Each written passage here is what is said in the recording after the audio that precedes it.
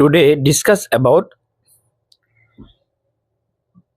convert production 22 NE to 28 NE।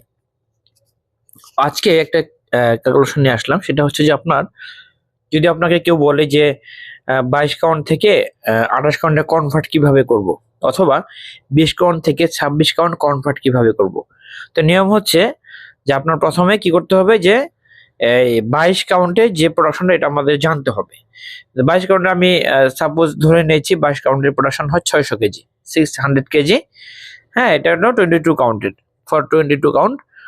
তো এখন হচ্ছে যে তাহলে আমাদের এটা জানতে হবে। তাহলে 22 ভাগ হচ্ছে 28, যেটাতে আপনি নিয়ে যাবেন, কনভার্ট করবেন, যে কাউন্টটাতে কনভার্ট করবেন সেটা আপনি নিচে দেবেন।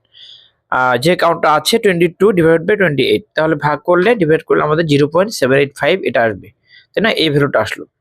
তো আসার পর যেটা করতে হবে, এটা ইনটু হচ্ছে আপনার এই যে 22 কাউন্টের প্রোডাকশনটা, হ্যাঁ, এটা আপনার গুণ করে দিতে হবে।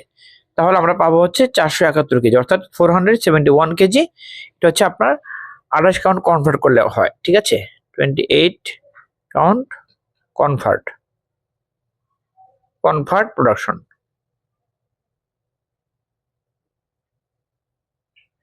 তো এইভাবে আপনি খুব সহজে কনভার্ট প্রোডাকশন আপনি নিয়ে যেতে পারবেন, ঠিক আছে?